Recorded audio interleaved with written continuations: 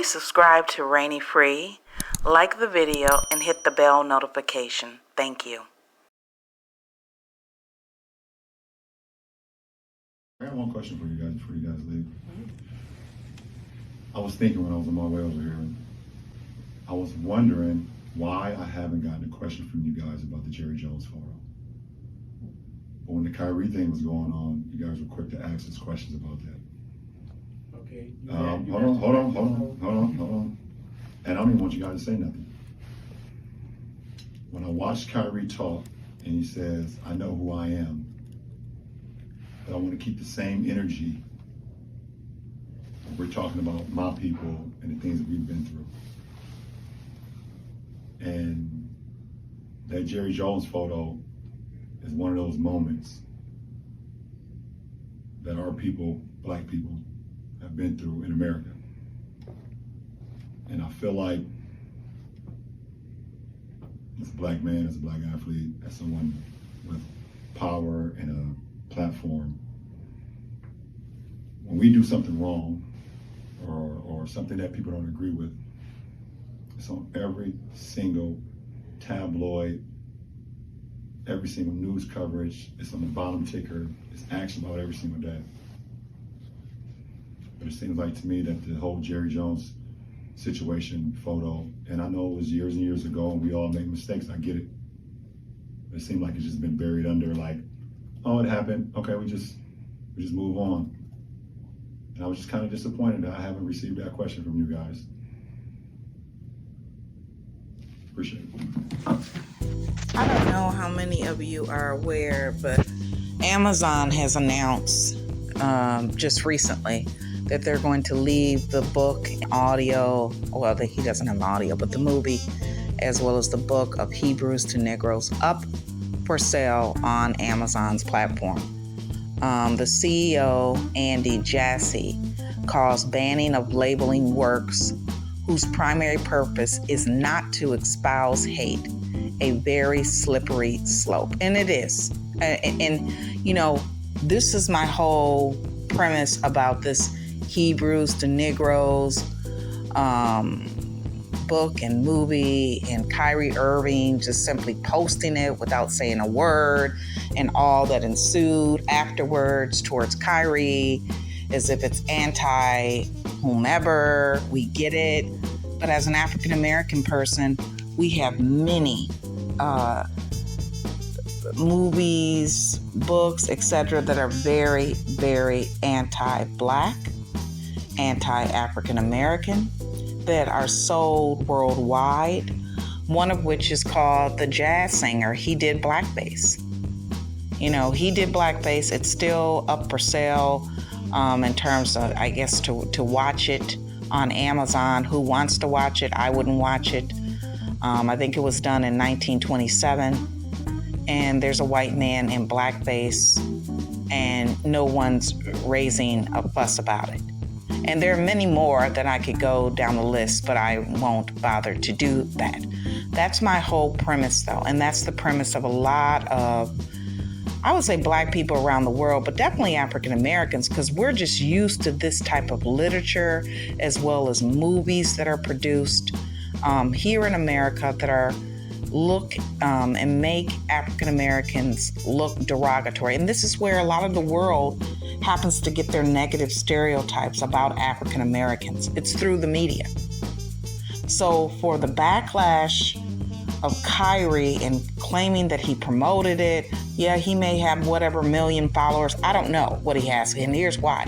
I was not checking for Kyrie Irving before the mainstream media brought it to my attention about the book and the movie Hebrews to Negros. I didn't even know it existed. And I have a friend that's an independent film producer. And when I told him about the issue, he was telling me, yeah, he knew that the movie was there. He may even know Ron Dalton personally. I do not know. I didn't go any further with that. But he was like, it's no big deal. It's been there. You know, yeah, it's been there like since, I think, 2018. So by Kyrie posting it, it made it known. No, I think the real parties that made Hebrews to Negro known is the mainstream media, because I certainly wouldn't have known it. And I like basketball. I watch basketball from time to time. but I'm not watching Kyrie Irving, for goodness sakes. I'm not.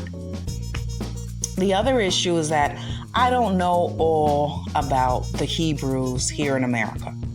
And I understand they don't want to be called Black Hebrews, just like the Nation of Islam Muslims prefer not to be called Black Muslims. I get it. But with that said, it appears to me there are different subgroups that believe that their home is in Israel. That's fine. I have no problem with that. I have no problem with people's religious beliefs. While on the other hand, there are also groups within the Hebrew American population that believe their home is in Africa and believe that Africa is the holy land for the Black or for the Black Hebrews or for the Hebrews of America. Okay. With that said, I would like to hear from some Hebrews in terms of their understanding. My question is, are there two separate groups of American Hebrews? Some believe that the Holy Land is in Israel. We all know that the only thing that made Israel be separate from Africa is the Suez Canal, which was man-made and built, right? We all know this. So that's notwithstanding. Are there two separate groups? One group of American Hebrews that believe it's in their homeland is in Israel, while the others believe it's in Africa. And if it's in Africa, what part of Africa? Name the country. Because again, I'm just learning. I've known about American Hebrews. You see them out and about reading scripture very loudly, publicly. I'd also have one more question too. If anyone gets to see this that is of the Hebrew faith as an American, why do the Hebrews, when I happen to run across them, why are they standing outside and quoting scripture in the public loudly? What is the purpose of it? I'm not asking for criticism. I'm asking because I really don't understand why they're doing that, right? But are there two different groups, one that believe that they belong in Israel, the other believing that they belong in Africa, and if so, what part of Africa? And also, why do Hebrews stand outside publicly and quote scripture very loudly as passerbyers walk by? What is the purpose of it? So if you're a Hebrew and you get to hear this message, I would be very interested in you commenting and informing us as to why you do what you do. But in retrospect, Amazon will not be taking down the book nor the movie Hebrews to Negros, and rightfully so, because when you have movies such as The Jazz Singer, where this is a white man, I don't know who he is, I don't care who he is, done maybe in 1927, that's still up as a movie. And I'm not sure if some people watch it for the cinematography. I'm not sure why. It's not something that I would partake in, being African American, because I know about the history in the media when it comes to blackface, and it's not something that it actually offends a lot of us who are African Americans, but it's still there. Anyone can get it. So we shouldn't have hypocrisy, but we clearly do have hypocrisy. We right now had a football owner of the Cowboys have a picture out there, and clearly he's in Little Rock, of all places, with the crowd of white people surrounding the few black children that are trying to enter in the school. This particular situation was historical in nature, and he just happened to be there. Jerry Jones, I believe his name is. He's explained why.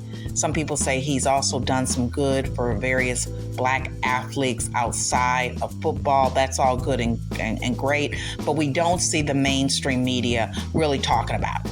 They're not talking about it. But when Kyrie posted, without saying a word, the link to the movie, which is publicly on a public platform called Amazon, it not only made the news and the roundtables of the news, but various very serious news outlets such as CNN News, etc., were asking randomly various people what they thought about this whole anti-situation, so to speak.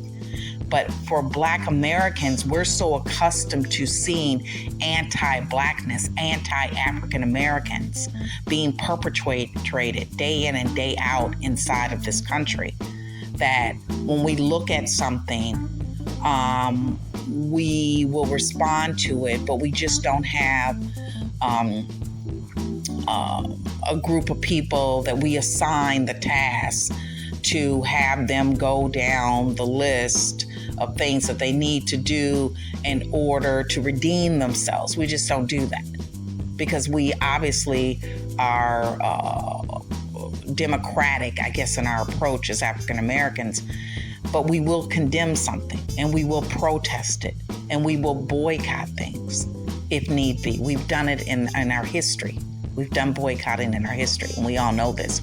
But nonetheless, no one's boycotting the Cowboys that I'm aware of, but I don't watch football, so it doesn't matter to me. But I think that he should apologize, the owner of the Cowboys, regardless to what he's done that is good. And he should denounce anti-Blackness. He should denounce, it's not enough to denounce racism, because as we see, we have other groups in this country that believe that they experience anti and or racism based on their group and or religious beliefs. So therefore, it's not enough to denounce racism. He must denounce anti-racism against African Americans.